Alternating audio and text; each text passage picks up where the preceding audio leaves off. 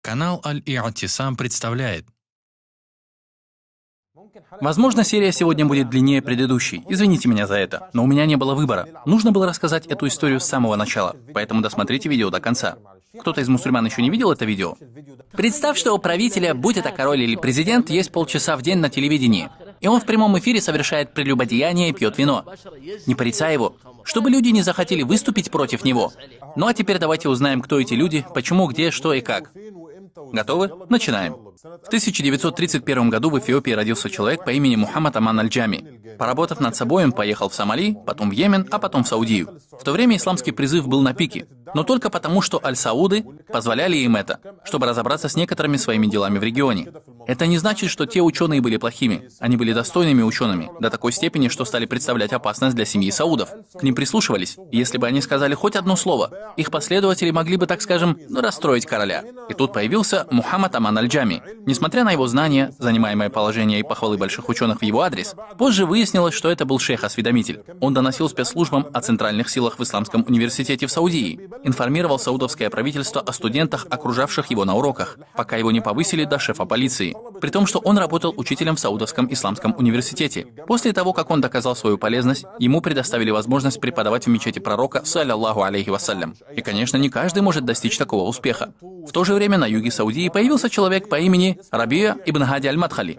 Дядя Рабия нашел свой способ быть полезным. Он сказал себе: почему бы и нет? Эй, правительство! Мой шейх, наставник и учитель шейх Мухаммад Аман Аль-Джами. И, кстати, я умею стучать так же, как и он. Они сказали: и что нового ты нам расскажешь? Он сказал: есть у меня одна тема, которую до меня никто не поднимал, и она выведет вас на новый уровень. Хорошо, что это за тема, шейх? И он собрал для них все хадисы, в которых говорится о подчинении правителю, упорядочил их так, чтобы они подошли для саудов, и сказал: пожалуйста, берите. В общем, они решили, что тема недостаточно хороша, и вышвырнули его.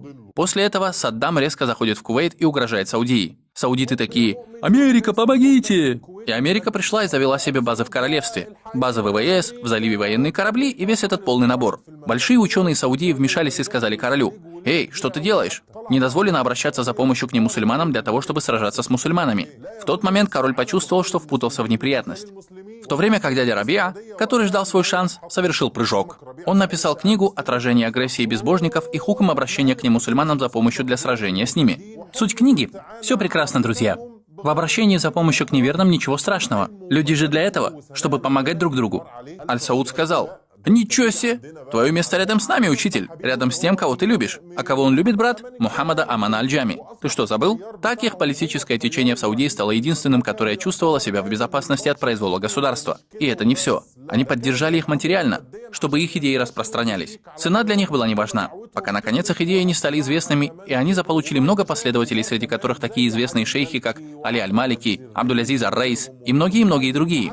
Они даже вышли за границы Саудии и появились у нас, в Египте, как, например, Мухаммад Саид Раслян, Тальат Захран, Ар-Ридвани. В Кувейте это был Салим Ат-Тауиль, в Эмиратах Мухаммад Гейс и Васим Юсуф, в Иордании, Судане, Ливии, Алжире, Марокко, и список можно продолжать очень долго. Вообще нет такой официальной организации, которая бы проповедовала джамизм или мадхализм. Это не организация, и они не позиционируют себя как организацию, но у всех у них одинаковые качества. И что это за качество, брат? Первое – прославление правителя и представление его в образе божества. Второе – ругань и проклятие в адрес несогласных с ними и доносы на них.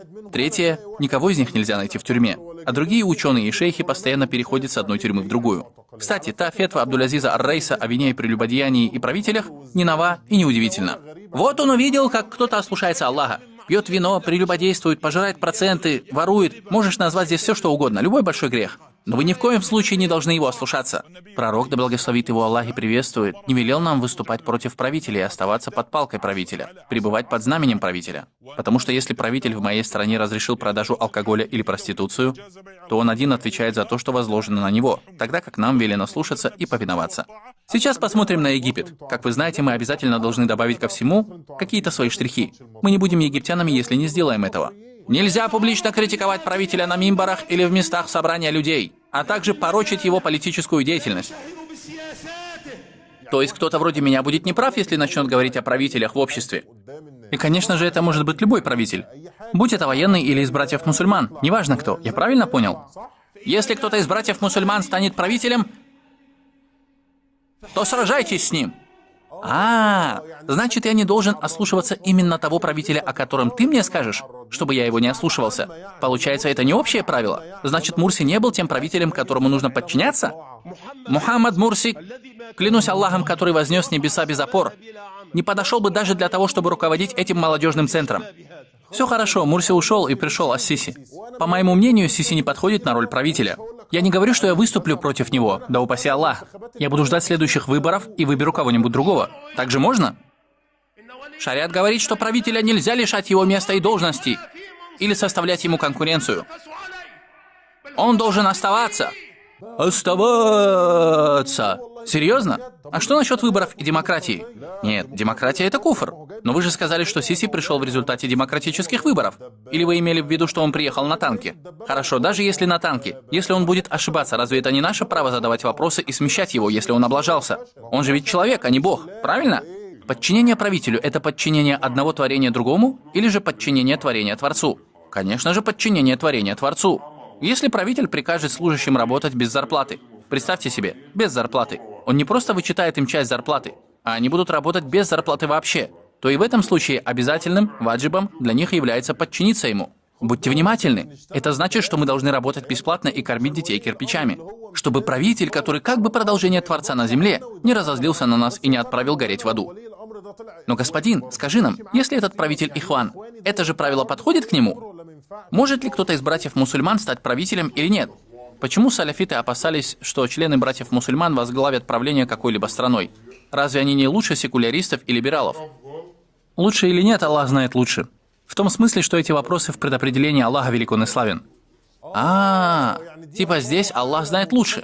А когда тиран заставляет меня работать на него бесплатно, забирая то, что принадлежит моим детям и мне самому, то на это ты отвечаешь «да»? Маша Аллах. Как мило.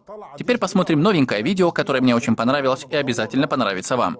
Если твой сын спорит с тобой, 1 раз, 2, 3, тебе это надоедает. Ты хозяин дома, и ты выкинешь его с окна. А что же тогда правитель? Правитель для меня должен быть как отец. В смысле, если я хочу ему что-то посоветовать, я должен пойти и сказать: «Ваше превосходительство, шейх, ваше высочество, правитель, происходит так-то и так-то». Это правильно. Раз ты не выносишь своего ребенка, правитель что, должен выносить и терпеть тебя? О гражданин, о подлец. Разве твой отец не учил тебя правилам приличия? Разве он не учил тебя, что нельзя критиковать правителя или публично, перед людьми ему что-то советовать? Разве он не говорил, что ты должен пойти к нему и тайно, тет-а-тет посоветовать что-то, чтобы никто об этом не знал? Где твое воспитание, где нравственность? Я хочу отправить послание Тамиму и сказать ему: приведи мне хоть один пример, когда ты или твой отец проявили себя достойно в странах Персидского залива. Ой, да, конечно, это не было критикой или публичным советом. Нет, это просто курс саморазвития, который немного ушел в сторону. Не придирайтесь к шейху. Я выступаю против предателей из числа братьев-мусульман и их ставленников, которые сейчас в тюрьмах. С кем я враждовал? Назови мне хоть одного, против которого я выступал, и кто сейчас не в тюрьме. Абдулязиз Аль-Фаузан. Хорошо, ты подожди. У нас еще есть время. Саудовский аккаунт в Твиттере «Узники мнения» сообщил, что удостоверился в задержании Аль-Фаузана саудовскими властями. Он типа такой: да, люди, смотрите, я стукач. Кто у нас там еще не сидит? Аль-Фаузан? Все, мужик, он уже в тюрьме. Это было легко. Еще кого-то нужно засадить. Бывший муж твоей сестры не платит алименты? Клянусь Аллахом, посажу, ты только мне скажи. Правитель прав, даже если он считает, что нужно убить треть своего народа, чтобы спаслась другая треть, и исламский шариат дозволяет ему это. Ему это разрешает исламский шариат. Район, регион, вся планета и галактика тоже на его стороне. Треть народа. Братья, да это же всего лишь несколько каких-то миллионов. Жалких мышей. Или можно сказать, не мышей, а крыс. Крыс! Но в стороне от этой ерунды этот шейх будет из тех, к кому ты захочешь прислушаться, кто сделает тебя мягче, аскетичней, и ты захочешь положить милостыню ему в карман, из-за того, насколько он искренен. Эта дунья ничтожна. Мы просто играем в ней и забавляемся. О тот, кто планирует выехать за пределы этой страны. О тот, кто планирует поехать куда-то как турист. О тот, кто планирует купить шикарную машину. Сначала пожертвуй какую-то сумму ради Аллаха. Представьте, что один ихван-ненавистник по-своему истолковал этот плач и стоны и сказал мне: шейх Али миллионер и проворачивает свои миллионы на саудовской бирже. Представьте себе, до какой степени злобная зависть. Я начал примерно с 6 миллионов, увеличил их до 23, а потом я все потерял. У меня осталось всего 70 тысяч реалов. Субханаллах. После этого где-то через несколько месяцев Аллах раскрыл свою милость перед твоим братом, и я не знаю секрет этого и как это произошло. Ты не знаешь, как это случилось? Посмотри мне в глаза вот так. Правда не знаешь? Но зато мы знаем, господин. Сейчас я оставлю вас наедине с египетскими шейхами без комментариев. Просто посмотрите на них, а я приму мои таблетки от гипертонии. Брат, врубай видео и дай мне стакан. Ему следовало подделать результаты выборов. Это правильно, это хорошо. Он просто должен был сфальсифицировать выборы. Для него это ваджиб. Ваджиб. За это он получит награду от Аллаха. Хвала Аллаху, сейчас наш имам. Это фельдмаршал Тантави. И он останется нашим правителем до выборов правительства. Фельдмаршал Тантави останется на этой должности до президентских выборов. Весь Высший Совет Вооруженных Сил является нашим временным имамом и правителем, и им нужно подчиняться в благом. Сейчас они временно, и если им понравится, я бы хотел, чтобы они стали постоянными правителями. Мы бы продолжали им подчиняться. Люди на площади Раби Аль-Адави – это те, с кем следует сражаться. Также мы просим командование, чтобы оно сделало все, что нужно, чтобы убивало как можно меньше людей.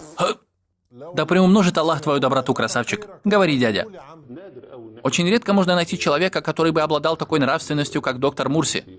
Такого же верующего человека, не пропускающего намазы.